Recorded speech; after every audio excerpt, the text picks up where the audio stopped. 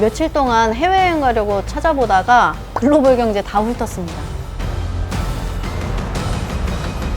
듣다 보면 똑똑해지는 라이프 듣동라. 안녕하세요, 이현입니다. 11월입니다, 여러분. 열심히 일해야 되는 달이죠. 아무래도 너무 열심히 일한 만큼 휴가 생각이 나더라고요. 그래서 겨울 휴가 어디 갈지 요즘 막 생각을 해보고 있는데 코로나19만 끝나면 하와이 가야지 하고 막 표도 검색해보고 막 그러고 있었어요. 그래서 이번에도 검색을 좀 해봤는데 일단 표값이 너무 비싸요. 일단 아직까지는 표값이 너무 비싸고, 그리고 또 하나 좀 망설임 포인트가 미국 물가 상승률이 엄청나대요. 막 8%, 9%씩 매달 막 물가 상승률 기록을 하고 있으니까 원래도 싼 여행지는 아니기는 했는데 최근에 신혼여행으로 하와이 다녀오시는 분들이 있어서 얼마나 들었어요? 경비 얼마나 들었어요? 물어보니까 과장을 좀 보태서 두 사람이 가면 1,000만 원 정도를 쓰고 온다고 하더라고요. 뭐 아주 럭셔리한 여행이 아닌데도. 그리고 마지막으로 사실 더 치명적인 고민거리는 환율입니다. 킹달러라고 하죠. 요즘에 환율이 너무 뛰어가지고 원달러 환율이 10월 25일에는 1444.2원까지도 기록을 했어요. 이게 2009년 이후로 가장 높은 수치였다고 하거든요. 이렇게 예기치 못한 충격이 갑자기 왔을 때가 아닌데도 이 정도로 환율이 뛰는 거는 저도 처음 보고 뭐 기록으로 봐도 처음 있는 일이라고 합니다. 거기다가 또 하나 미국 여행 가면 사실 생각해야 될 게 팁 문화가 있잖아요. 최근에 물가 상승률이 너무 높다 보니까 인건비도 많이 올랐거든요. 근데 이 인건비 오른 부담을 가게 주인들이 손님들한테 전가시키려고 팁을 심지어는 30%까지도 옵션을 써놓는데요. 그래서 만약에 하와이에 갔어. 그 뭐 버터에 이렇게 하는 슈림프 이런 거 한 30달러짜리 먹었어요. 그러면 팁을 30% 주면 40달러가 되겠죠. 근데 그걸 그럼 우리나라 돈으로 얼마지? 한 1,400만 보수적으로 곱해봐도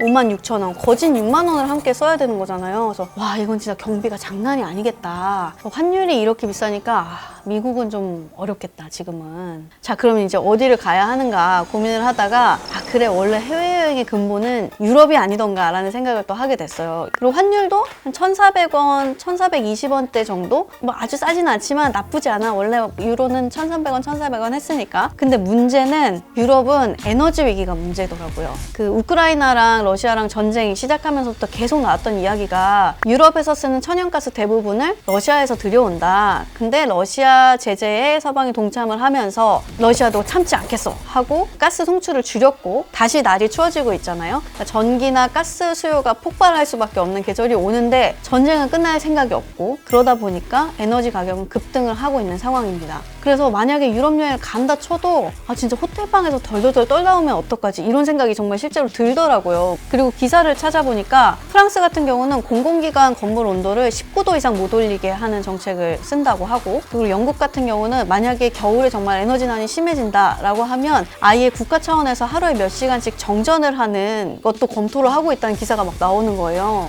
이런 상황을 보니까 내가 상상한 유럽 여행이 안 될 것 같다 싶어서 또 유럽 여행도 좀 마음을 접게 됐습니다. 그러다가 또 이 얘기를 듣게 됐어요.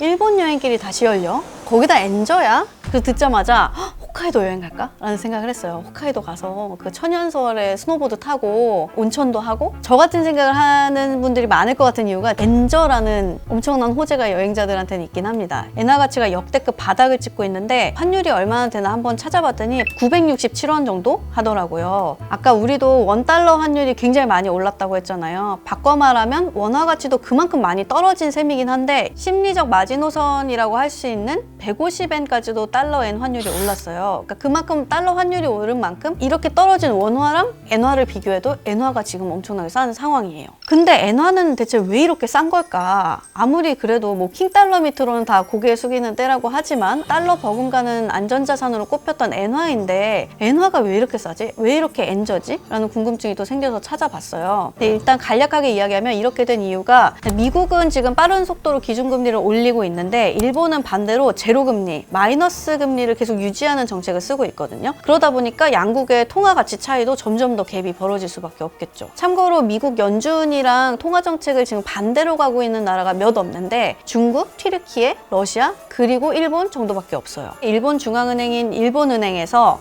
금융정책 결정회의를 열었습니다. 여기서 이제 통화 정책을 결정하는 회의인데 단기 금리는 마이너스 0.1%, 장기 금리 지표인 10년물 국채 금리는 0% 정도로 유지하겠다. 그러니까 기존의 금융 완화 정책을 유지하겠다라고 발표를 했고 이 기조 그대로 유지할 것 같아요.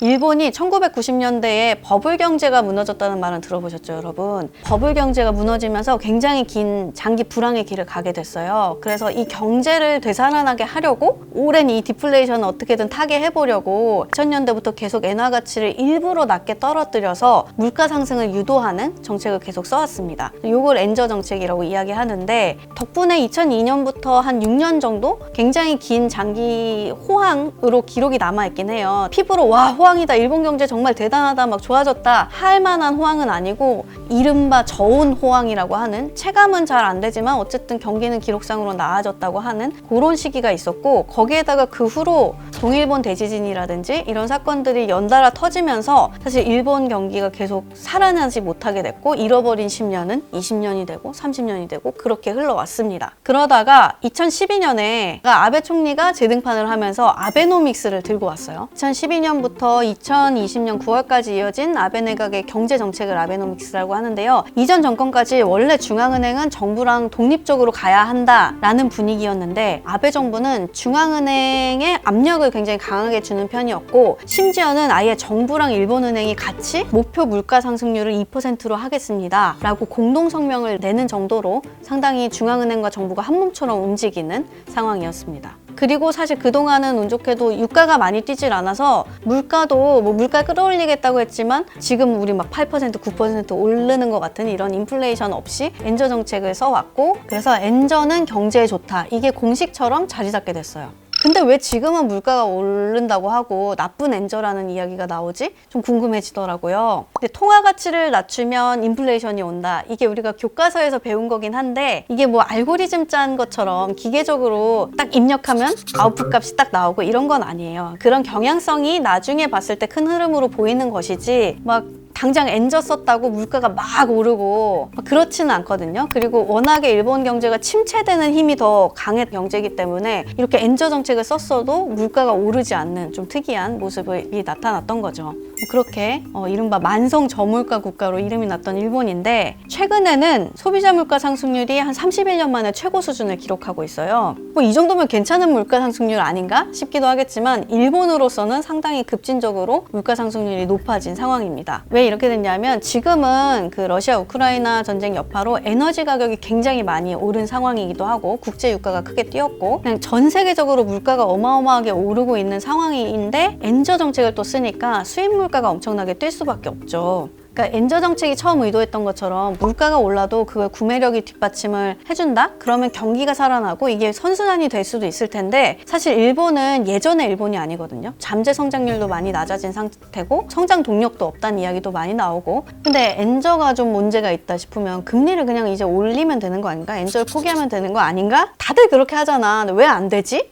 일본은행이 금리를 선뜻 올리기 힘든 이유가 또 있습니다. 일단은 그동안 이 장기 금리를 잡아놓기 위해서 10년물 국채를 일본은행이 엄청 사놨는데, 금리가 높아진다는 거는 채권 가격이 떨어진다는 이야기거든요. 둘이 반대로 가요. 그러면 이미 사둔 채권들이 있는데 이 채권 가격이 떨어지기 때문에 일본은행의 손해가 상당히 심할 수 있다. 그리고 또 한 가지, 금리를 올리면 일본은행이 시중은행에 줘야 되는 이자 비용 부담이 또 늘어난대요. 그러니까 이거를 감당할 수 있는가? 이것도 쉬운 선택이 아닌 거죠. 뭐 그럼에도 불구하고 여러 가지 엔저의 부작용이 보이기 시작하니까 일본 내에서도 여론조사 결과 지금 같은 확장적 금융정책에 대해서 다시 생각해봐야 된다라는 의견이 과반이 넘는 분위기가 되고 있다고 하고, 그리고 구로다 총재 임기도 내년 4월까지라서 어쨌든 총재가 바뀌면 좀 통화정책 방향이 바뀔 수도 있지 않을까? 엔저가 해소가 되려나 싶은 생각도 조금 들긴 합니다만, 어떤 일이 일어날지는 또 모르겠어요.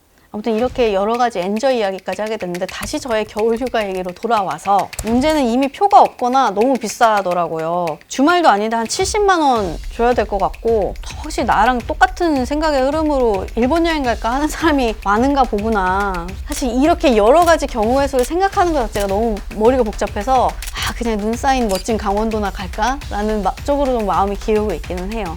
아무튼 제가 준비한 여행 이야기, 환율 이야기는 여기까지고요. 화수목 아침 7시 들통나가 습관이 됩니다. 습관처럼 오실 거죠, 다음 주에도?